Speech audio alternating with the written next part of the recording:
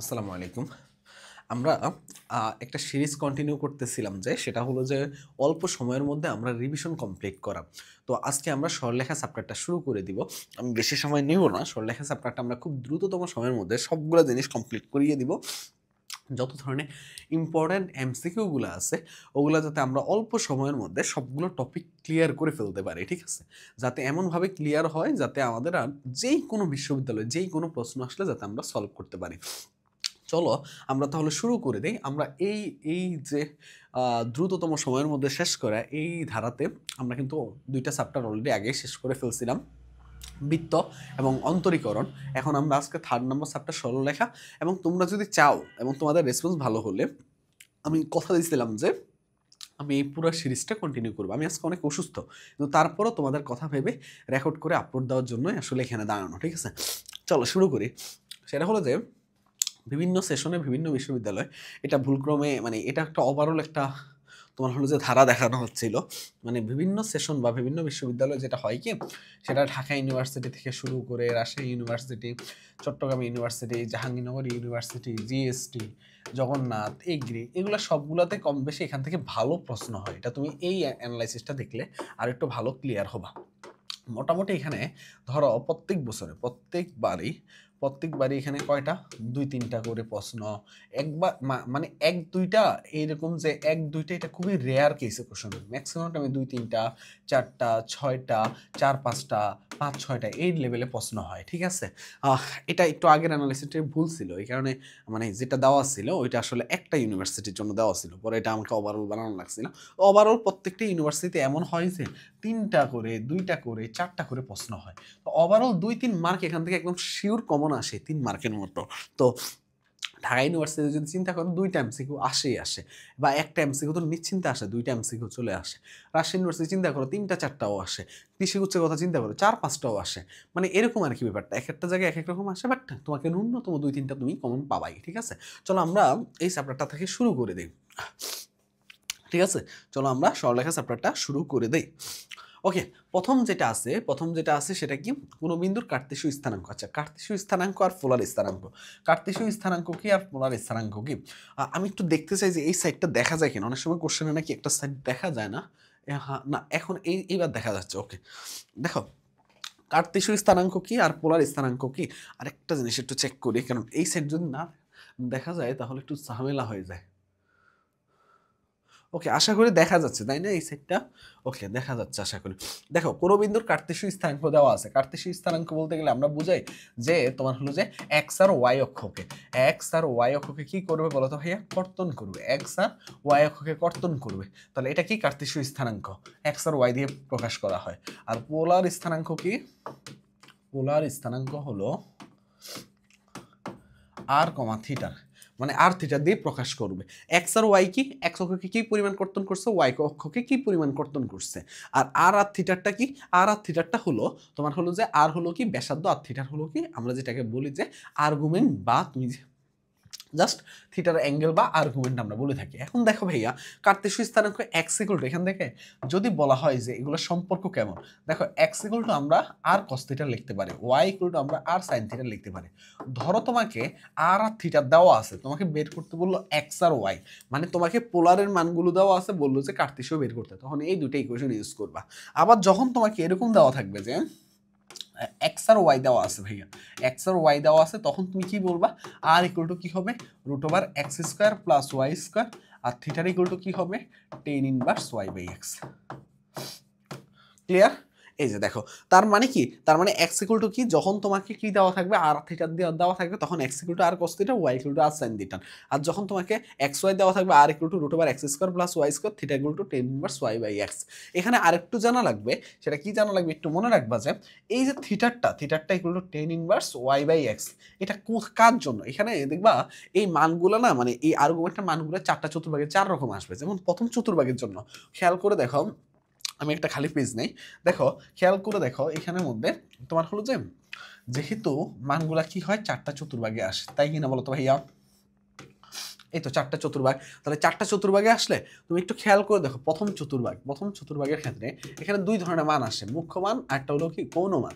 তো আমরা সবসময় আগে কি বের করি? মুখ্য মান। মুখ্য মান যদি না থাকে পরে গৌণ মান চেক করব, ঠিক আছে? এভাবে আর কি করতে হয়। তাহলে মুখ্য মানটা কিভাবে বের করব? প্রথম চতুর্ভাগের ক্ষেত্রে আমি তোমাদেরকে এটা আগেও ওই যে টপ 50 যে টপিকগুলো আছে ওখানেও পড়াইছিলাম। প্রথম চতুর্ভাগের ক্ষেত্রে মুখ্য মান, এই মুখ্য মানগুলো কি রাখতে হবে? মুখস্থ রাখতে হবে। মুখ্য মানগুলো কি রাখতে হবে? মুখস্থ রাখতে হবে। চলো একটু দেখি, এটা হবে কি থিটার equal to tan inverse y by x. থিটার equal to tan inverse y by x. এটা কার জন্য? প্রথম চতুর্ভাগের জন্য। এবার আসো ভাইয়া দ্বিতীয় চতুর্ভাগে। এবার কোন চতুর্ভাগ? দ্বিতীয় চতুর্ভাগ। এই চতুর্ভাগ থেকে কি হবে? এই চতুর্ভাগ থেকে মুখ্য মান হবে আর গৌণমান আমরা মুখে মুখে হিসাব করব। গৌণমান বের করে দেখাচ্ছি। থিটার equal to pi minus tan inverse y by x. Pi minus tan inverse y by x. মনে রাখবা এখানের মধ্যে যে জিনিসগুলো মনে রাখবা সেটা কি? এক্স ওয়াই এর মান অলওয়েজ পজিটিভ নিবা। এখন কেন পজিটিভ নিবা অলওয়েজ? কারণ দেখো প্রথমেই তুমি চতুর্ভাগ হিসাব করে নিচ্ছ, তাহলে যখন চতুর্ভাগ হিসাব করে নিচ্ছ, ধরো সেকেন্ড চতুর্ভাগ, এটা কি এইদিকে ভূমি হবে, এইদিকে লম্ব হবে। তার মানে কি এইদিকে মাইনাস এইদিকে প্লাস, এই যে মাইনাস প্লাস হিসাব করে ফেলে তুমি দ্বিতীয় চতুর্ভাগে আসছো, তার জন্য আগে চিহ্নের হিসাব হয়ে গেছে। এবার দেখো ভাইয়া এখান থেকে দেখো তৃতীয় চতুর্ভাগে কি হবে? তৃতীয় চতুর্ভাগ, তো তৃতীয় চতুর্ভাগে কি হবে দেখো তো? মুখ্য মানটা হবে থিটার equal to minus pi plus tan inverse y by x. সব এক্স ওয়াই এর মান কি? সবগুলা পজিটিভ নিবা, বুঝতে পারছো? সব কি নিবা? পজিটিভ নিবা এখানে সবগুলা, সব চতুর্ভাগের ক্ষেত্রে। চতুর্থ চতুর্ভাগের ক্ষেত্রে কি নিবা? ধরো মুখ্য মানটা কি হবে? মুখ্য মান হবে থিটার equal to minus tan inverse y by x. এই হলো 4টা মান। এখন এই 4টা মানের মধ্যে মনে রাখবো যে ধরো প্রথম চতুর্ভাগের ক্ষেত্রে মুখ্য মান আসছে 30 ডিগ্রি। প্রথম চতুর্ভাগের ক্ষেত্রে কি আসছে বলো তো ভাইয়া? প্রথম চতুর্ভাগের ক্ষেত্রে মুখ্য মান আসছে কত ডিগ্রি? থিটার মান আসছে 30 ডিগ্রি। এখন খেয়াল করে দেখো এই সূত্র দিয়ে বসায় আসছে কত? 30 ডিগ্রি। গৌণমান কি হবে? গৌণমান হবে দেখো এইটা তো থিটার, এটা কি আসছে? প্লাস আসছে না, তার মানে এটা হবে মাইনাস। মনে রাখবা একটা প্লাস হলে মুখ্য মান, প্লাস হলে গৌণ হবে মাইনাস, মুখ্য মান যদি মাইনাস হয় গৌণ হবে প্লাস, এইটুকুই। এখন দেখা ভাইয়া ধরো এইটুকু হলো মুখ্য, এই 30 ডিগ্রি। তাহলে গৌণটা কি হবে? গৌণটাই বাকি পুরো মানটুকু গৌণ হবে না বলতো ভাইয়া? কারণ দেখো এইটুকু যদি মুখ্য হয় আর বাকি পুরোটুকু গৌণ, তাহলে পুরোটা যোগফল কত? 360 ডিগ্রি। মুখ্য যদি এইটুকু হয় তাহলে গৌণ হবে কত? 330 ডিগ্রি বাকি অংশটুকু। তার মানে মনে রাখবা যে তোমার মুখ্য যাই হোক না কেন, দেখো এখানে চিহ্ন যাই থাকুক না কেন, ওখানে মানটা কাউন্ট করবা। মানটা কত? 30 ডিগ্রি আছে, তাহলে গৌণ মানটা কি হবে? বাকি 330 ডিগ্রি। আর চিহ্নের হিসাবটা আগে করবা। যেমন আবার বলি, দেখো এখানে চিহ্ন কি ছিল? প্লাস, এখানে হয়ে গেছে কি? মাইনাস। এখানে 30 ডিগ্রি কি হয়ে গেছে? মুখ্যতে চলে গেছে, তাহলে আর থাকে কত? 330 ডিগ্রি। এইটুকু হিসাব। মানে তুমি জাস্ট চিহ্নটা একবার আলাদা হিসাব করবা, আরেকবার মান নিয়ে আলাদা হিসাব করবা। আবার ধরো থিটার ইকুয়াল টু আসছে মাইনাস 120 ডিগ্রি, এটা কিসের মান আসছে? মুখ্যের মান আসছে। তাহলে গৌণ মান কি হবে? গৌণ মান মুখে হিসাব করবা। মাইনাস, এখানে যদি মুখ্য মাইনাস হয় গৌণ কি হবে? প্লাস। এবার প্লাস মাইনাস হিসাব শেষ। এবার বলো তো আমাকে 120 ডিগ্রি মুখ্যতে চলে গেছে, গৌণ তো থাকবে কত? 240 ডিগ্রি। কারণ 360 দুইটা যোগফল, এটাই হওয়া লাগবে। দুইটা যোগফল 360 হওয়া লাগবে। চিহ্ন হিসাব করা যাবে না, বুঝতে পারছো? শুধু মান কাউন্ট করবা। ওকে, এই হলো তোমার ওভারঅল আমাদের এই 4টা সূত্র, এটা দিয়ে সবকিছু করতে পারবা। চলো আমরা প্রথম শুরু করে দিই তাহলে। এখানে বলছে যে কার্তেশীয় স্থানাঙ্ক দেওয়া আছে, পোলার স্থানাঙ্ক কত? কার্তেশীয় স্থানাঙ্ক কত দেওয়া আছে? এই যে দেখো এক্স এর মান দেওয়া আছে কত? দেখো তো এক্স এর মান দেওয়া আছে -1 আর ওয়াই এর মান দেওয়া আছে √3। তাহলে এখানে পোলার স্থানাঙ্ক আর ইকুয়াল টু কি হবে বলো তো ভাইয়া? √x² plus y²। √x² plus y², মানে কত হবে? 1 + 3 মানে হলো √4 ইকুয়াল টু কত হচ্ছে? 2। এখন দেখো এখানে একটু খেয়াল করে দেখো, এখানে তুমি যখন আর বের করবা মানে মডুলাস বের করবা, দেখবা যে কোথায় মান আছে। দেখো এখানে মধ্যে একটার মধ্যে 2 আছে শুধু, আর বাকি কোনোটাতে 2 নাই। তাহলে তুমি আগে বুঝে গেছো যে অ্যান্সার এইটা, তোমার আর কষ্ট করে কি বের করা লাগবে না বলো তো ভাইয়া? থিটার মানটা বের করা লাগবে না। তাও আমি এখন থিটার মানটা দেখাই দিচ্ছি এখানের মধ্যে। দেখো তো থিটার মানটা আমরা কিন্তু এমনি বের করা লাগে না, কিন্তু তাও আমি করাই দিচ্ছি এক্সট্রা করে শিখে রাখার জন্য। দেখো -1 আর হলো √3, মানে এইটা দেখো -1 এদিকে, √3 হলো এইদিকে। তার মানে কি হয়েছে বলো তো ভাইয়া? এটা সেকেন্ড চতুর্ভাগে হয়েছে। এদিকে যদি না দেখতে পারে এখানে দেখাচ্ছে, একটু দেখো ভাইয়ারা ভালো করে দেখো। এই যে দেখো -1 এদিকে আর √3টা এইদিকে, মানে এটা দ্বিতীয় চতুর্ভাগে ফলে কি হবে বলো তো ভাইয়া? থিটার ইকুয়াল টু কি হবে? আমরা সূত্র শিখছিলাম pi minus tan inverse y by x, y x এর মান অলওয়েজ পজিটিভ বসাবা, তার মানে pi minus tan inverse y এর মানটা কত আছিল √3, এক্স এর মানটা কত আছে 1, তার মানে কত 180 থেকে তুমি কত বাদ দিবে দেখো তো √3/1 মানে 60 ডিগ্রি, 180 থেকে 60 ডিগ্রি বাদ দিলে থাকে কত 120 ডিগ্রি, দেখো এই যে 120 ডিগ্রি অ্যান্সার। আশা করি বুঝাতে পারছি। এবার আসো পরবর্তী ম্যাথ, আমি একটু অসুস্থ হতে একটু টাইম লাগতেছে, আমি জানি না কখন শেষ হবে। দেখো আর ইকুয়াল টু আছে কি সাইন থিটার, বলছে যে পোলার সমীকরণকে কার্তেশীয় সমীকরণে নিতে। দেখো আর ইকুয়াল টু সাইন থিটার আছে, তুমি আবার এটাও জানো যে দেখো পোলারের মধ্যে এটা জানো যে আর ইকুয়াল টু কি জানো √x² + y², তাই কিনা বলো তো ভাইয়া। আবার তুমি এটা জানো যে x ইকুয়াল টু কি জানো বলো তো ভাইয়া r cos θ, y equal two জানো r sin θ। এখন দেখো ভাইয়া তুমি যদি পোলার থেকে কার্তেশীয়তে নিতে চাও তাহলে সাইন থিটা থাকলে হবে না, তোমাকে আর সাইন থিটা লাগবে, তাইলে তুমি ওয়াই বসাতে পারবা, কার্তেশীয়র ওয়াই বসাইতে পারবা। তাহলে একটা আর দিয়ে গুণ করে দাও, তাহলে তুমি r ইনটু r পাচ্ছ, আর এখানে পাচ্ছ r sin θ। তাহলে এখানে কি পাচ্ছ r² equal to r sin θ। এখন খেয়াল করো r² মানে কি বলতো ভাইয়া x² + y², আর sin θ মানে কি বলতো ভাইয়া y, তাহলে এখানে থাকতেছে কি x² + y² - y equal two 0। দেখো কত সহজ না, r² মানে কি এটাকে বর্গ করে দিলে x² + y², দেখো সব কিছু x y চলে আসছে, তার মানে পোলার থেকে আমরা কার্তেশীয়তে চলে আসছে। এই অপশনটা কোথায় আছে x² + y² - y, এটা কোথায় আছে কোথায় আছে কোথায় আছে, এই যে একটু মনে হয় এখানে ভুল করছে, এখানে এ হবে না, তাহলে উত্তর হবে এটা। ওকে, এবার আসো এখানে আসো, কি বলছে কোন বিন্দুর পোলার স্থানাঙ্ক দেওয়া আছে কার্তেশীয় স্থানাঙ্ক, কার্তেশীয় স্থানাঙ্ক বের করার সূত্র কি x ইকুয়াল টু কি বলতো ভাইয়া 3 cos 150 ডিগ্রি আর cos θ, আর y ইকুয়াল টু কি হবে r sin θ, sin 150 ডিগ্রি। দেখো তো ভাইয়া 3 cos 150 ডিগ্রি মানে কি, দেখো তো ভাইয়া এইভাবে ভাঙানো লাগবে না, cos 150 ডিগ্রি এগুলো মান মুখস্থ রাখা যাবে না, ঠিক আছে, এগুলো এইভাবে ভাঙানো লাগবে। 180 ডিগ্রি মাইনাস 30 ডিগ্রি। এখন তোমরাই আমাকে বলো ভাইয়া এটা কোন চতুর্ভাগে পড়তেছে, দেখো তো 180 মাইনাস 30 মানে এই চতুর্ভাগে, এই চতুর্ভাগে কি হয় বলো তো ভাইয়া cos নেগেটিভ নাকি পজিটিভ, নেগেটিভ মাইনাস, আর 180 ডিগ্রি 90 ডিগ্রি গুণিত কি আছে 2, এটা কি জোড় না বিজোড়, জোড় আছে, তাহলে কি ফাংশন চেঞ্জ হবে, হবে না, তার মানে কি মাইনাস cos 30 ডিগ্রি, যদি 90 ডিগ্রি গুণিত বিজোড় থাকতো তাহলে ফাংশন চেঞ্জ হইতো, যেহেতু জোড় আছে সেহেতু ফাংশন কোনো চেঞ্জ হবে না, তাহলে মাইনাস cos 30 ডিগ্রি মান কি হবে বলো তো ভাইয়া cos 30 ডিগ্রি মান হবে -√3/2 হবে, -√3/2। এরপর দেখো ভাইয়া তাহলে এখানে কত আসতেছে 3 ইন্টু -√3/2, তার মানে কি আসতেছে দেখো তো, তার মানে এখানে আসতেছে -3√3/2।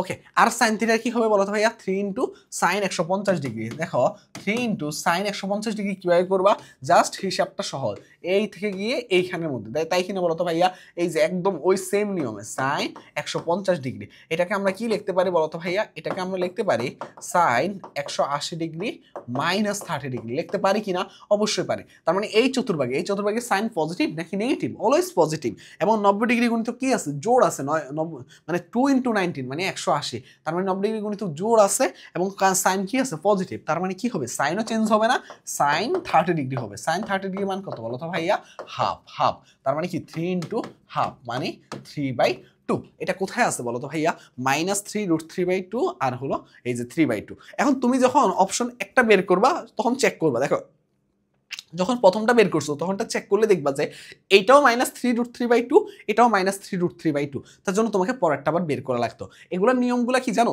প্রথমে একবার মডুলাস বের করলে মানে আর এর মান বের করলে একবার চেক দিবা, তারপর তুমি এখানের মধ্যে এক্স অথবা এক্স এর মান বের করলে একবার চেক দিবা, ওয়াই এর মান বের করলে, মানে একটা একটা করে চেক দিবা, যখনই দেখবা যে 4টা অপশনে ওই একটাই আছে শুধুমাত্র তখন ওইটাই উত্তর দেখাই দিবা, মানে পরেগুলো আর বের করার দরকার নেই। ওকে, এবার আসো ভাইয়া এখানের মধ্যে সেম টাইপের কোশ্চেন, কোন বিন্দুর পোলার স্থানাঙ্ক r cos θ, x equal to r y equal to, এটা আর করাই দিব না, cos π/3 আর 6 ইনটু sin π/3, cos π/3, cos এর মান কত হবে 6 ইনটু হাফ মানে 3 কোথায় আছে, এখানে দুইটা 3 আছে, তার মানে এখানে হচ্ছে তো 3, আর এখানে তাহলে আসবে 6 sin π/3 মানে √3/2 মানে 3√3, কোথায় আছে এই যে 3, 3√3। এবার আসো ভাইয়া কোনো বিন্দু যখন সমরেখা হয় তার শর্ত কি হয় একটু মনে রাখবা, এখানের মধ্যে ধরো এটা একটা কি আছে, এটা একটা সরলরেখা আছে, কি আছে এটা একটা সরলরেখা আছে, ধরো এই বিন্দুটা কি, এই বিন্দুটা হলো x1, y1, এই বিন্দুটা কি, এই বিন্দুটা হলো x2, y2, এই বিন্দুটা কি x3, y3, তাই কিনা বলতো ভাইয়া তাই। তাহলে এই যে দুইটা বিন্দু আছে, এই যে দুইটা বিন্দু আছে এদের ঢাল যদি হয় কি m1, এই যে দুইটা বিন্দু আছে এদের ঢাল কি m2, তার মানে খেয়াল করে দেখো, একটু মনোযোগ দিয়ে খেয়াল করে দেখো, এই দুইটা বিন্দুর ঢাল কি হলো m1, m1 এর মানটা কত হয় একটু খেয়াল করে দেখো, কুটিদ্বয়ের অন্তর মানে y2 মাইনাস y1, ভুজদ্বয়ের অন্তর x2 মাইনাস x1, এটা হলো কি এদের ঢালের মান। এবার এখানের দিকে আসো, m2 এর মান কি হবে কুটিদ্বয়ের অন্তর y3 মাইনাস y2, আর এখানে কি হবে x3 মাইনাস x2 ভুজদ্বয়ের অন্তর। এই যে খেয়াল করে দেখবা যে এই যে দুইটা বিন্দু একটা মানে এই বিন্দুটার ঢাল m1 আর এই বিন্দুটার ঢাল কমন একটা বিন্দু থাকবে m2, তাদের কি হবে বলো তো ভাইয়া, যখন সমরেখ বলবে, সমরেখ বললে মনে রাখবা, সমরেখ বললে কি মনে রাখবা বলো তো ভাইয়া, ঢাল m1 ইকুয়াল টু m2 হবে, m1 ইকুয়াল টু কি হবে m2 হবে। এইটা যদি বুঝতে পারো তাহলেই কাজ শেষ, m1 ইকুয়াল টু m2 হবে। এখন কি কি ঘটনা ঘটতেছে একটু খেয়াল করে দেখো, এইখানে আসো, এই বিন্দুতে কি কি আছে, এই বিন্দুতে আছে যেটা দেখো, একটা বিন্দু আছে কত 2, -1, আরেকটা বিন্দু আছে কত a+1, a-3, আরেকটা বিন্দু আছে কত, আরেকটা বিন্দু আছে a+2, a। ঠিক আছে, এবার দেখো ভাইয়া এখানে আমাদের কি কি ঘটবে, তাহলে তোমাকে আগে m1 এর মান বের করতে হবে। m1 কিভাবে বের করবা, ওই যে কুটিদ্বয়ের অন্তর a-3 মাইনাস মাইনাসে +1, ঠিক আছে একবারে লিখলাম। আর কি হবে a+1 -2, তাহলে এখানে কি আসতেছে a-2 আসতেছে আর a-1 আসতেছে, এটা হলো m1 এর মান। আর m2 এর মান কি হবে, m2 এর মান কি হবে দেখো, m2 এর মান হবে দেখো কুটিদ্বয়ের অন্তর, কুটি কে আছে a-a+3, আর বুঝ কি হবে a+2, এই যে দেখো এইখান থেকে এটা বাদ দিচ্ছি -a-1, তাহলে এখানে থাকতেছে কি 3, আর থাকতেছে কত বলো তো ভাইয়া, এটা আর এটা কাটাকাটি, তাহলে এখানে থাকতেছে যে 1 মানে 3 থাকতেছে। তার মানে আমি একটু আগে শিখাইলাম কি, আমি একটু আগে শিখাইলাম যে এদের ঢাল দর মান সমান হবে, তার মানে m1 into m1 equal to m2 হবে, তাই কিনা বলো তো ভাইয়া। তাহলে আমি একটু কষ্ট করে এই সাইডে আসি, এই সাইডে আসি, কারণ কি আমার এই সাইডে জায়গা নাই, ঠিক আছে। তাহলে m1 ইকুয়াল টু কি হবে বলো তো ভাইয়া, m2 হবে। m1 এর মান কত আছে বলো তো ভাইয়া, a-2 ডিভাইডেড বাই a-1, আর এখানে আছে কত, এখানে আছে 3, তাহলে এটা করলে কত হবে a-2 ইকুয়াল টু কি হবে বলো তো ভাইয়া, ইকুয়াল টু হবে 3a-3, তাহলে এখান থেকে আসবে 2a, 3a-3, তাই কিনা বলো তো ভাইয়া a-2, তাহলে এখান থেকে আসবে 2a ইকুয়াল টু কত হবে বলো তো ভাইয়া হাফ, আর a ইকুয়াল টু হবে কত হাফ, হাফ হলো কারেক্ট অ্যান্সার, হাফ হলো কারেক্ট অ্যান্সার। এবার আসো ভাইয়া একই টাইপের কোশ্চেন, সমরেখা হওয়ার শর্ত কি কিভাবে করবা শিখাই দিলাম। এই যে দেখো m1 R m2, m1 equal to m2 হবে। m1 এর নিয়মটা কি বলছি, কুটিদ্বয়ের অন্তর মানে কি b-0, b-0, 0 মাইনাস a, আর কি হবে 1 minus b, 1 minus b, 1 minus 0, তাহলে কি হচ্ছে b by minus a equal to 1 minus b, তাহলে এটা করলে আসবে b ইকুয়াল টু আসবে মাইনাস a প্লাস ab, তাহলে এই পাশে এটাকে পাঠিয়ে দাও, তাহলে a plus b equal to কি হবে ab হবে। তাহলে খেয়াল করে দেখো a plus B equal to ab already এই অপশনে আছে। এখন অনেক সময় কি করে, এটা একটা উত্তর, আরেকটা টাইম অনেক সময় কি করে দেখো a plus B equal to ab আছে না, অনেক সময় ab দিয়ে ভাগ করে দিতে বলে, a by ab plus b by ab equal to কত হয় 1 হয়, মানে ab দিয়ে ভাগ করে দিছো, তখন কি হবে 1 by b plus 1 by a equal to 1, 1 by b plus 1 by a equal to 1। দেখো এরকম কোনো অপশন নাই, কিন্তু এটাও একটা উত্তর হয় যে 1 by a plus 1 by b equal to 1 হয়। আমার কথা কি বুঝতে পারছো? ওকে, দেখো এখানে বলছে কি ঢালের পরিমাণ, ঢাল বের করার জন্য মনে রাখবে এরকম সরলরেখা দেওয়া থাকলে ঢাল নির্ণয় করার সূত্র সবসময় মনে রাখবা, ইকুয়েশনের সবগুলো এক সাইডে নিয়ে এসে এই সূত্রটা অ্যাপ্লাই করবা। কি হবে বলো তো ভাইয়া, মাইনাস এক্স এর সহগ ডিভাইডেড বাই ওয়াই এর সহগ, ডিভাইডেড বাই ওয়াই এর সহগ। দেখো তো এক্স এর সহগটা আছে কত, মাইনাস এক্স এর সহগটা আছে কত 3, আর ওয়াই এর সহগটা আছে কত -4, অ্যান্সার কত হবে 3/4, 3/4 হলো কারেক্ট অ্যান্সার। দেখো এরকম ত্রিভুজের বলছে কি শীর্ষবিন্দু সমূহ দেওয়া আছে, এরকম দেওয়া আছে দেখো একটা ত্রিভুজের, আর ক্ষেত্রফল বলা আছে, বলছে যে এই অজানা রাশি এর মান কত, 3টা বিন্দু দেওয়া আছে। দেখো তোমাকে আমি একটু এটা বলি, এটা একটু কনসেপ্টটা দিই। ধরো একটা ত্রিভুজ আছে এরকম, ঠিক আছে, ধরো একটা ত্রিভুজ আছে এরকম, ওকে এরকম একটা ত্রিভুজ আছে। এখন ধরো এই ত্রিভুজটাকে সবসময় মনে রাখবা যে যেই কোনো একটা বিন্দু মূল বিন্দুতে নিয়ে আসবা, যে কোনো একটা বিন্দুকে কি করবা মূল বিন্দুতে, মানে এখানে নিয়ে আসবা। ধরলাম আমি এই বিন্দুটাকে এখানে নিয়ে আসছে, যদি এই বিন্দুটাকে এখানে নিয়ে আসে, একটা কথা আছে না আমাদের বাঙালিদের প্রবাদ অনুযায়ী, কান টানলে কি আসে মাথা আসে, এই বিন্দুটাকে যদি এখানে নিয়ে আসো তাহলে এই বিন্দুটাকে টান দিয়ে এখানে চলে আসবে, এই বিন্দুটাও টান দিয়ে এখানে চলে আসবে, তখন কি হবে দেখো তো, তখন এই ত্রিভুজটা এরকম হয়ে যাবে। তাই কিনা বলো তো ভাইয়া? তাহলে কি চেঞ্জ হয়েছে বলো তো ভাইয়া? তুমি একটা বিন্দুকে কি বানাচ্ছ? 0,0 বানাচ্ছ। এখন তোমার প্রশ্ন হতে পারে ভাই কেন 0,0 বানাবো? আমি একটু পরে এটার ব্যাখ্যা দিব, আগে একটু দেখাই তোমাকে। ধরো এ আছে কি বিন্দু, একটা আছে -4,6, আর একটা আছে কি বি আছে -1,-2, আর সি আছে কত a-2। আর যদি তুমি বলো ভাই একটু আরেকটা অন্য নতুন একটা এক্সাম্পল নিয়ে দেখান, তাহলে দেখো a ইকুয়াল টু ধরো তুমি কি ধরবা 1,1, বি ইকুয়াল টু ধরো তুমি 2,3, সি ইকুয়াল টু ধরো তুমি 4,3। ঠিক আছে, এরকম ধরলাম। এখন ধরো কোনো একটা বিন্দুকে তোমার যেটা ভালো লাগবে, যেটা খুব কাছাকাছি মনে হবে যে মূল বিন্দুর কাছাকাছি আছে, আমার কাছে এইটা মনে হচ্ছে মূল বিন্দুর কাছাকাছি, তার জন্য আমি এটাকে 0,0 বানালাম। এটাকে 0,0 বানালে কি হবে, নিয়মটা কি হবে বলো তো ভাইয়া? এখানে কি হয়েছে, এক গড় ভুজ কমছে, এক গড় কুটি কমছে। ঠিক তেমনি বাকিগুলো তো ওই যে কথা আছে না, কান টানলে মাথা আসে, এইটাকে যে পরিমাণ টানছে এগুলো ঠিক সেই পরিমাণ আসছে, তাহলে বাকিগুলো তো সেই পরিমাণ ভুজ কুটি কমানো লাগবে। তাহলে কত কমাবা? দেখো এগুলো রিটেনও করতে পারবা তুমি। দেখো এখান থেকে 2 এর থেকে কি বাদ দিবা, 1 বাদ দিবা, 1 হবে। 3 এর থেকে 1 বাদ দিলে কত হবে বলো তো ভাইয়া? 2 হবে। কত হবে? 2 হবে। এখানের মধ্যে এই যে এখানের মধ্যে একটা টপিক ছিল কি, অন্তর্বিভক্তি আর বহির্বিভক্তি। অন্তর্বিভক্তি আর বহির্বিভক্তি কি হয় বলো তো ভাইয়া?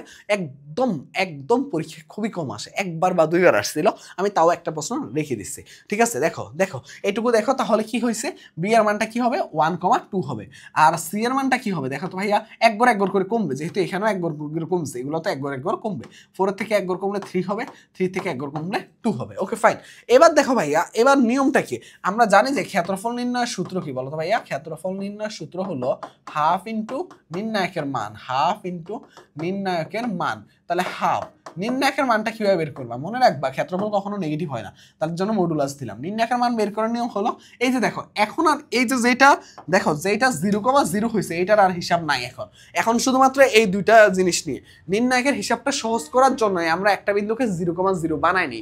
বুঝতে পারছো? তাহলে নির্ণায়কের মান যেহেতু ইজিলি এখন বের করতে পারবো, দুইটা বিন্দু আছে, কিভাবে বের করবো? মুখ্য কোণ এই যে দেখো, এদের গুণফল কত হবে 2, মাইনাস কি হবে বলতো 3 দুগুণে 6, তার মানে আসছে কত, হাফ ইন্টু মডুলাস অফ -4, মানে হাফ ইন্টু 4 মানে কত হবে বলতো ভাইয়া 2 বর্গ একক।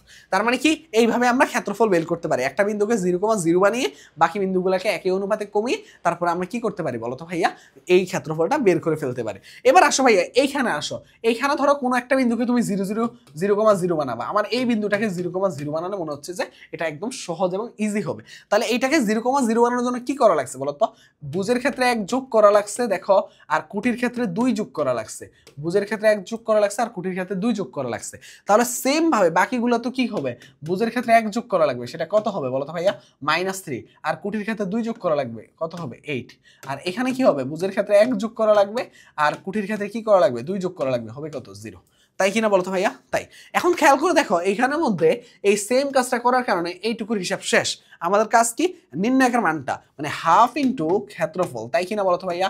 নির্ণায়কের নিয়মটা কি, -3 এর সাথে 0 গুণ করলে 0ই হবে, 0 -8 ইন্টু a+1, তাই কিনা বলতো ভাইয়া? তাহলে এটাকে মডুলাস করলে হাফ ইন্টু 8 কে 2 দিয়ে ভাগ করলে কি হবে বলতো ভাইয়া, 4 ইন্টু a+1, তাই কিনা বলতো ভাইয়া? ইকুয়াল টু কত বলছে দেখো, 16 বর্গ একক বলে দিছে, তার মানে 4 দিয়ে ভাগ করলে a+1 ইকুয়াল টু কত হবে 4 বর্গ একক, আর a ইকুয়াল টু কত হবে বলতো ভাইয়া 3। এর মান তাহলে কত হয়েছে বলতো ভাইয়া? 3 হলো কারেক্ট অ্যান্সার। বুঝতে পারছো? আশা করি এইভাবে একটা বিন্দুকে 0,0 বানালে তোমরা করতে পারবা। ওকে, এই যে দেখো অন্তর্বিভক্তির একটা ম্যাথ রেখে দিচ্ছি। অন্তর্বিভক্তির ক্ষেত্রে মনে রাখবা যে অন্তর্বিভক্তির ক্ষেত্রে কি মনে রাখবা, এটার জন্য অনেকভাবে শর্টকাটে করা যায়। ঠিক আছে, কেমন ধরো আমি একটু বলি, ধরো এই যে দেখো 1, -1 এবং কি আছে বলতো ভাইয়া 8,6 আছে। ঠিক আছে ভাইয়া, 8,6 আছে। বলছে বিন্দুদের সংযোগ রেখাকে তোমাকে কি বলছে 3:4 অনুপাতে, ধরলাম এইখানে 3:4 অনুপাতে। তুমি খেয়াল করে দেখবা ভাইয়া, এই যে 1 থেকে 8 এর মধ্যে পার্থক্য কত গড় বলো তো ভাইয়া? 7 গড়। আর এইখানে আমাদের অনুপাতের যোগফল কত? 7 গড়। তার মানে প্রত্যেকটা ঘরে কি পরিমাণ পরিবর্তন হয়েছে? 1 গড় করে না? এখানে পরিবর্তন 7 আর এখানে ঘর আছে কয়টা? 7টা। তাহলে প্রত্যেক ঘরে পরিবর্তন কয় করে? 1 করে। তাহলে 3 ঘর পরে এটার মান কত হবে বলো তো ভাইয়া? জাস্ট কি চেঞ্জ হবে বলো তো ভাইয়া? জাস্ট এখানে বুঝের মানটা চেঞ্জ হবে, কুটির কোনো চেঞ্জ নাই, 4, -1 হবে। তাই কিনা বলো তো ভাইয়া?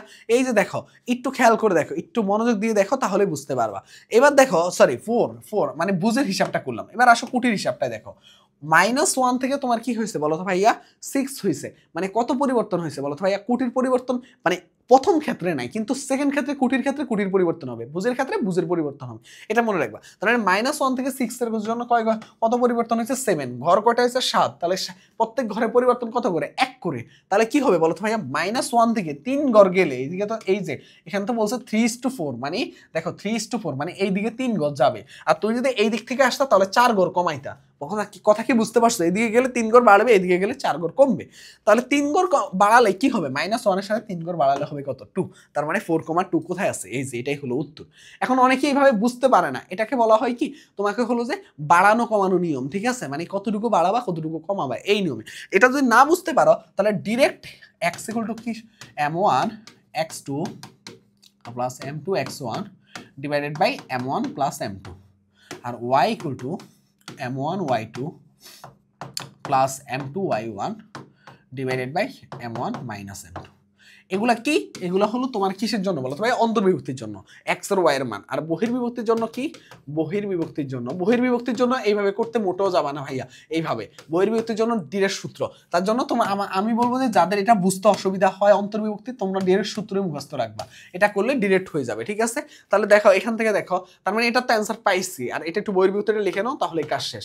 কি হবে, m1 x2 minus m2 x1 divided by m1 minus m2, আর y = m1 y2 minus m2 y1 m1 minus m2।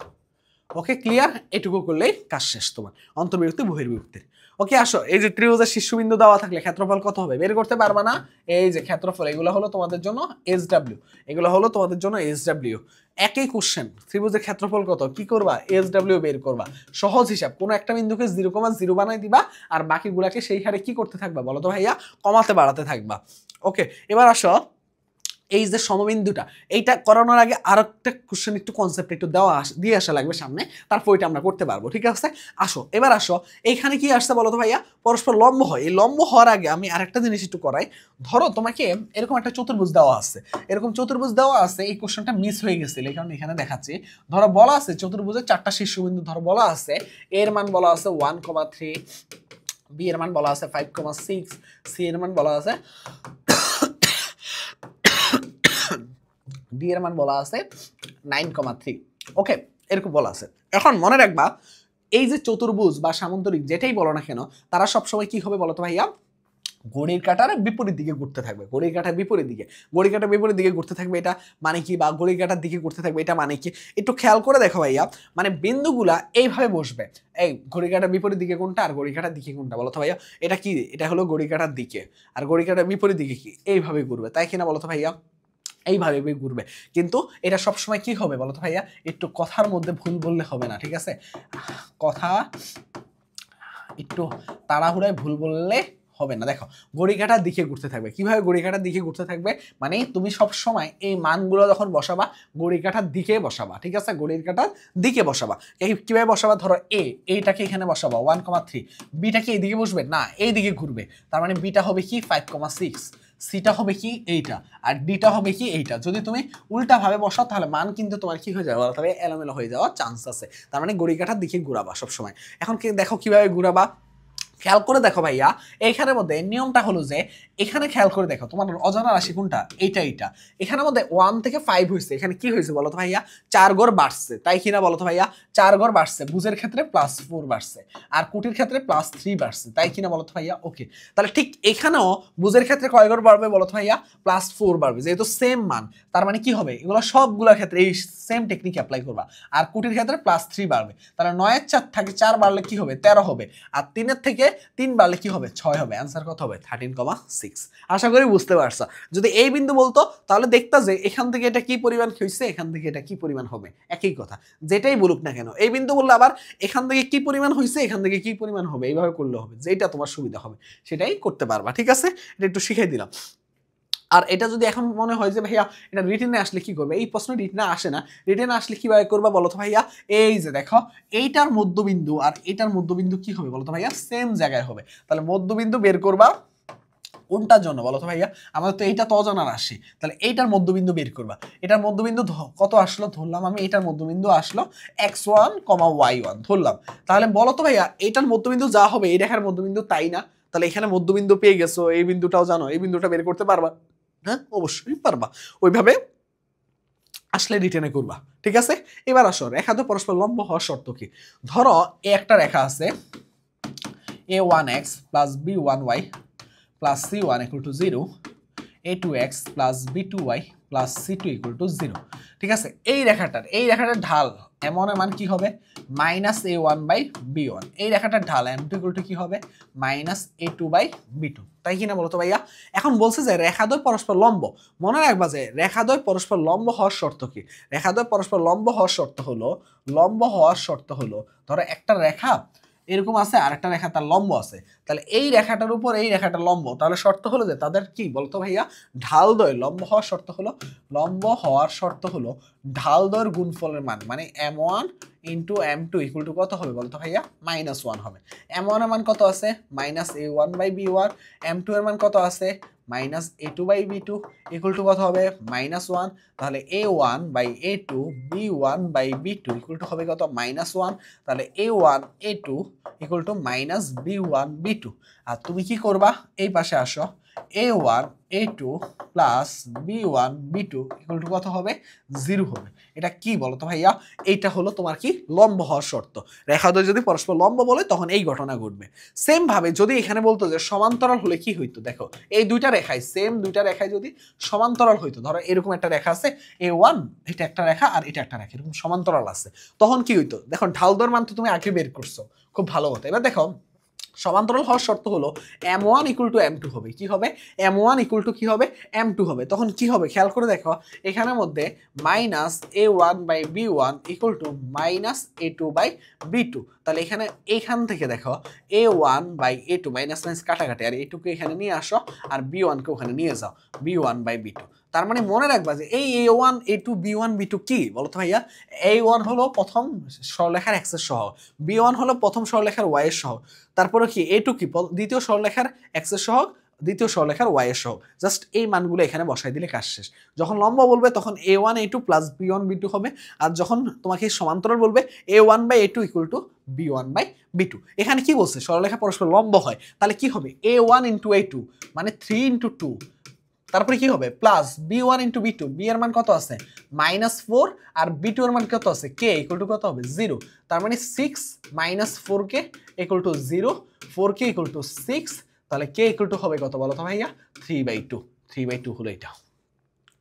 Same ভাবে দেখো পরস্পর লম্ব হলে কি হবে 3 দুগুণে 6 আর কি হবে plus -1 into K equal to কত হবে 0 হবে, তার মানে কি 6 মাইনাস কে ইকুয়াল টু 0, আর হবে কি কে ইকুয়াল টু 6, কে এর মান কত হবে 6 হবে। এরপর দেখো ভাইয়া এবার আসো এখানে আসো, তার মানে যদি ধরো এবার আরেকটা জিনিস শিখাই দিই, একটা মানে প্রশ্ন এখানে কম আসে, এটা সমান্তরাল হওয়ার শর্ত, যদি এটা সমান্তরাল বলতো তাহলে কি হইতো খেয়াল করে দেখো সমান্তরাল হলে কি হইতো, তুমি 2/3 এই যে বুঝদ্বয়ের কি বলতো অনুপাত বসাইতা, আর কোটি -1 y এর সহগ -1/k, তাহলে এটা কি হইতো 2k, যদি বলতো এটা 2k ইকুয়াল টু কি হইতো -3, তাহলে k ইকুয়াল টু কি হইতো বলতো ভাইয়া -3/2। বুঝতে পারছো আশা করি? ওকে, এটা হলো লম্বর, এটা হলো সমান্তরালের।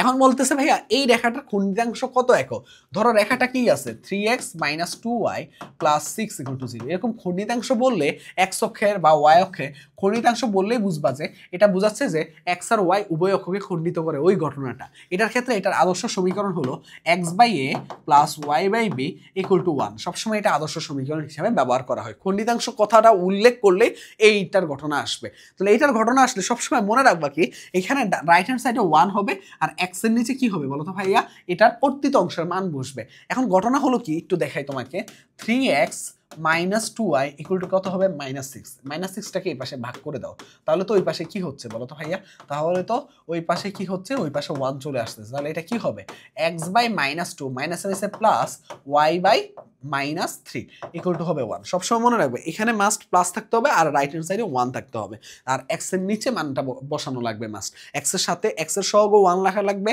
y এর সহগও 1 রাখা লাগবে, মাঝখানে চিহ্ন প্লাসও রাখা লাগবে, আর এইটার মান 1 রাখা লাগবে। ঠিক আছে, তাহলে বুঝতে পারবো যে যে এক্স অক্ষের কর্তৃত্বাংশের মান হলো -2, ওয়াই অক্ষের কর্তৃত্বাংশের মান কত হবে -3। তার মানে এখানে যেমন ধরো এক্স অক্ষের কর্তৃত্বাংশের মান কত a, ওয়াই অক্ষের কর্তৃত্বাংশের মান কত b, তখন তুমি আমাকে বলো ভাইয়া এখানে তাহলে কি হবে, এখানে হবে এক্স অক্ষের কর্তৃত্বাংশ এই দিকে গেছে -2 আর ওয়াই অক্ষের কর্তৃত্বাংশের মান কত বলো তো ভাইয়া, সরি সরি একটু খেয়াল করে দেখো, মানে এখানে কর্তৃত্বাংশগুলো গেছে এইভাবে, মানে এক্স অক্ষের কর্তৃত্বাংশের মান -2 আর ওয়াই অক্ষের কর্তৃত্বাংশের মান -3। তার মানে কি এক্স অক্ষের খণ্ডিতাংশের মান কত -2। যদি এই প্রশ্নটা এইভাবে করতো যে মানে এক্স অক্ষকে কোন বিন্দুতে সেট করছে বলো তো ভাই, কোন বিন্দুতে সেট করে সেটা কত a,0 বিন্দুতে, কারণ কুটির মান 0, আর ওয়াই অক্ষকে 0,b তে। মনে রাখবা এইখানেও সেম, যদি বলা হয়তো এক্স অক্ষকে কি পরিমাণ কি কোন বিন্দুতে করছে কর্তন করছে a,0, এর মান কত -2,0, আর বি এর মান কত দেখো তো 0,-3, মানে ওয়াই বিন্দুতে কি করছে বলো তো ভাইয়া, ওয়াই অক্ষের এই বিন্দুতে তোমাকে কি করছে কর্তন করছে। এবার যদি প্রশ্ন করে ধরো ভাইয়া, প্রশ্ন করা হয় যে এটার মানে মধ্যবিন্দু কত, এই সরলরেখাটা মধ্যবিন্দু বের করতে পারবা না, a/2/b/2, তাহলে যা আসবে সেই মানগুলাকে 2 দিয়ে ভাগ করে দিবা, তাহলেই হবে a/2 এর মান যা বি এর মান তাই। এখন যদি কোশ্চেন করে যে এখান থেকে আর কি কি কোশ্চেন করতে পারে, এই যে রেখাটা আছে বলো তো ভাইয়া, এই রেখাটার মান কত, মানে এই সরলরেখাটার মান কিভাবে বের করবা, পিথাগোরাস অ্যাপ্লাই করবা, মানে কি হবে বলো তো ভাইয়া, এই রেখাটার মান হবে √a² + b²।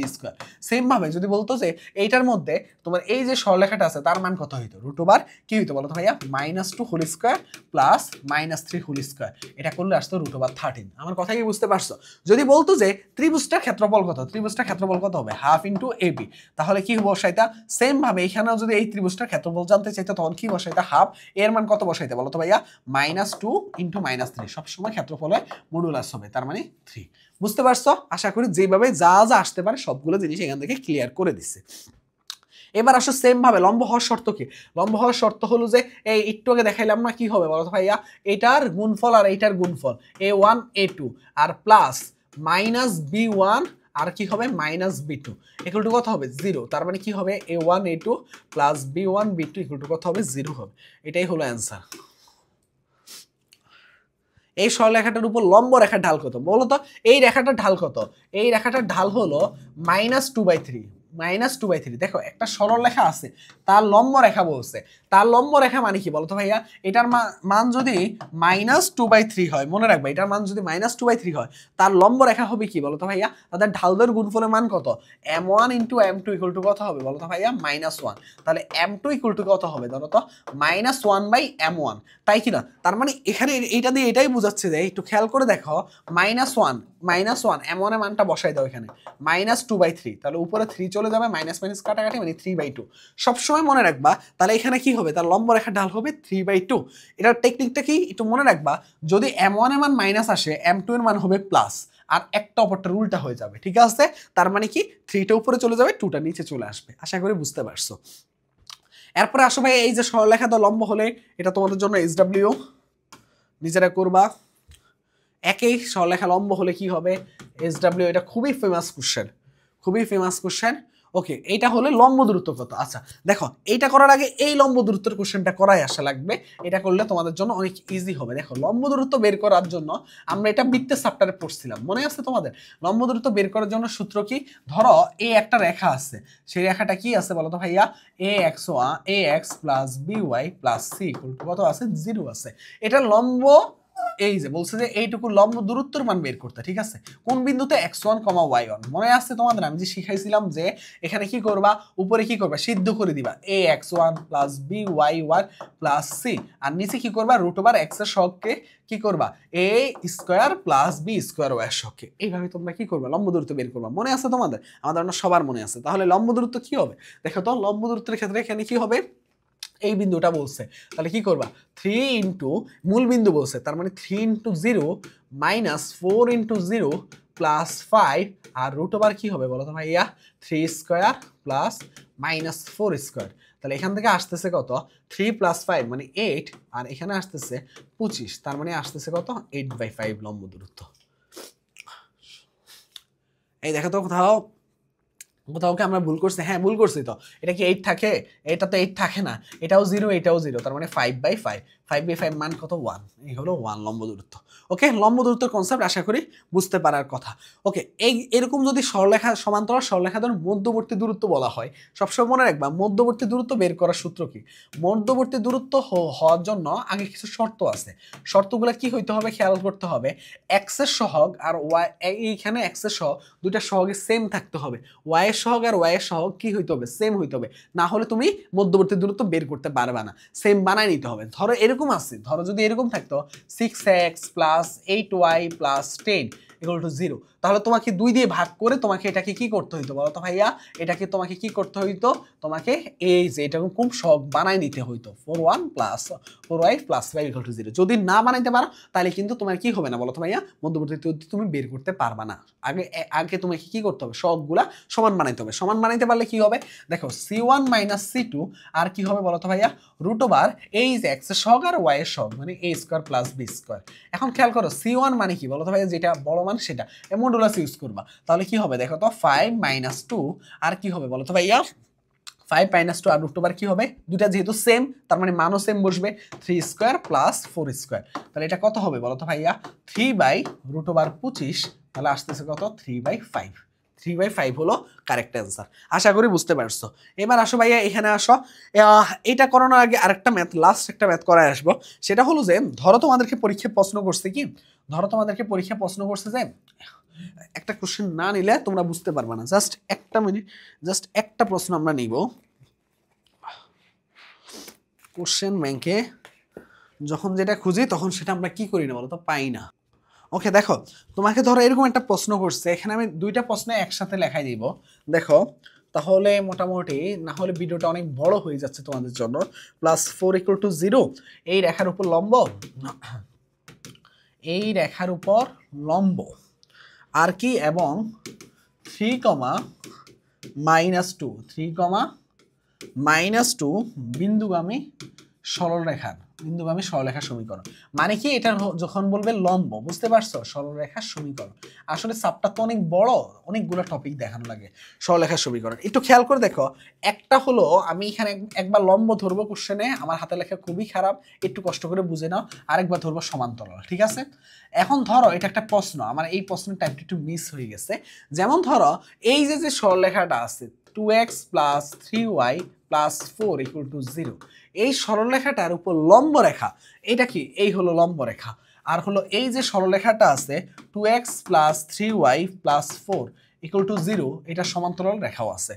সবসময় মনে রাখবা এটা লম্ব রেখাটা হবে কি, x এর সহগ আর y এর সহগ কি করবা, এক্সচেঞ্জ করবা, মানে 3x আর কি হবে 2y হবে, + k = 0 হবে। ক্লিয়ার কিনা?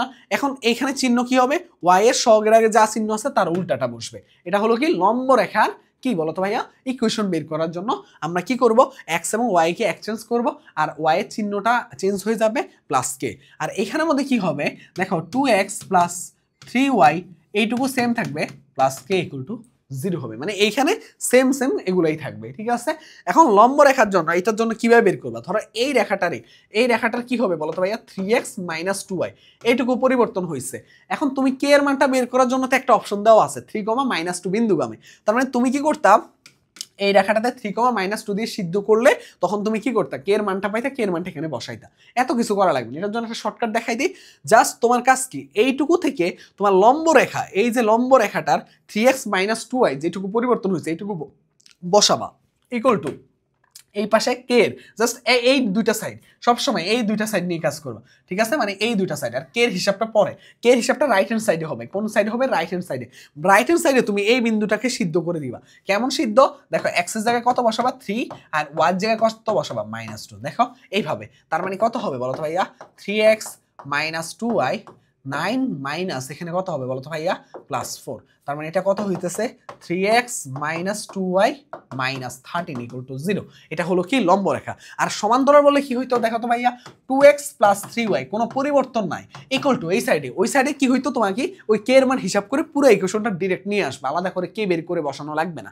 তাহলে এটা কি হবে দেখো তো ভাইয়া, 2 × 3 আর কি হবে 3 × -2 + 3 × -2, তাহলে এটা হলে কি হবে 2x + 3y, আর এখানে কি হবে 6, আর এখানে কি হবে -6। তাহলে এটা কত হবে 0 হবে, এটা কত হবে 0 হবে। তার মানে এখানে কত হয়েছে বলো তো ভাইয়া, একটু খেয়াল করে দেখি তো, হ্যাঁ একটু খেয়াল করে দেখো তো, এখানে কত হয়েছে 2x + 3y = 0 হবে। বুঝতে পারছো নিয়মটা? তার মানে ইজি ওইটা কি, জাস্ট যেটুকু পরিবর্তন হবে ওইটুকু রেখে রাইট হ্যান্ড সাইডে কে এর হিসাবটা করব, রাইট হ্যান্ড সাইডে কে এর হিসাবটা করব। এটা হলো লম্বের ক্ষেত্রে, এটা হলো সমান্তরালের ক্ষেত্রে। ওকে, এটা হলো লাস্ট কোশ্চেন আজকে ক্লাসে। মনে রাখবা যে ধরো এই একটা রেখা আছে, এই একটা রেখা আছে, এদের মধ্যবর্তী কোণ জানতে চাচ্ছে থিটা।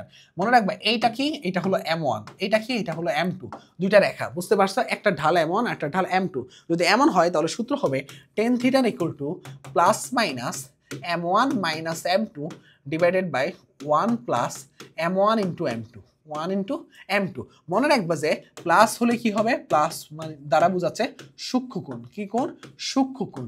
আর মাইনাস দ্বারা কি হবে, মাইনাস দ্বারা হবে স্থূল কোণ, স্থূল কোণ, স্থূল কোণ। ঠিক আছে, সূক্ষ্ম কোণ আর স্থূল কোণ। এখন খেয়াল করে দেখো এইটার ক্ষেত্রে, দেখো এটার ক্ষেত্রে অ্যামাউন্টটা কি হবে, অ্যামাউন্টটা হবে এক্স এর শকটা কত আছে বলো তো ভাইয়া, মাইনাস এক্স এর শকটা কত আছে -√3, আর ওয়াই এর শকটা কত আছে 1, তার মানে √3। আর m2 এর মানটা কত হবে দেখো তো ভাইয়া, এক্স এর শকটা আছে কত -1, ওয়াই এর শকটা আছে কত -1/√3। এরকম বলছে যে রেখা দুটির মধ্যবর্তী সূক্ষ্মকোণ। দেখো সূক্ষ্মকোণ বলা মানে কি, সূত্রটা কি হবে, tan θ = প্লাস নিবা, তার মানে m1 - m2 divided by 1 + m1 m2। তাহলে এখানে কি হবে, tan θ = m1 এর মান কত আছে দেখো তো, এই যে √3 - 1/√3 আর 1 + √3 * -1/√3। তাহলে এটা করলে কত আসতেছে দেখো তো, এটা করলে আসতেছে যে এটা tan θ = দেখো কত আসতেছে, √3 কি আসতেছে বলো তো ভাইয়া, 3 - 1। আর এখানে আসতেছে কত দেখো তো 1, আর এই যে এটা কাটাকাটি, তার মানে 1 - 1, 1 - 1 মানে কত 0, নিচে 0 আসা মানে কি বলো তো ভাইয়া, ইনফিনিটি হয়ে যাওয়া। নিচে 0 আসা মানে কি, tan θ = কি হবে বলো তো ভাইয়া, tan θ = ইনফিনিটি হবে। এটা বসাই দিও, √3/2 মানে ইনফিনিটি হয়ে যাবে। তাহলে θ = কত হবে, ইনফিনিটি হলে θ = হবে tan ইনভার্স ইনফিনিটি, মানে হবে 90 ডিগ্রি। তার মানে যদি বলতে স্থূলকোণ তাহলে চিহ্ন নিতে মাইনাস, যদি বলে সূক্ষ্মকোণ চিহ্ন হবে প্লাস। আশা করি বুঝাতে পারছি। এই ছিল ওকে এই ছিল আজকে সরলরেখা চ্যাপ্টারের সবচেয়ে সকল ইম্পর্টেন্ট এমসিকিউ গুলা, যেগুলা থেকে তোমার পরীক্ষা প্রশ্ন আসবে, কোনো কিছু বাদ পড়ে নাই। আশা করি সকল টাইপ আমি সম্পূর্ণ কভার করে দেওয়ার চেষ্টা করছি। হয়তো বা একের অধিক এই ম্যাথগুলো করানো যায়, কিন্তু যেহেতু এটা রিভিশন ক্লাস সেহেতু আমরা সবগুলা টাইপকে অল্প সময়ের মধ্যে সবকিছু কভার করা লাগে, তার জন্য এটা করানো হয়েছে। যারা আমাদের ভার্সিটি ব্যাচ 2.0-তে অলরেডি তোমরা ভর্তি হতে চাও, অনেকে মেসেজ দিচ্ছ, অলরেডি ভর্তি হতে পারবা।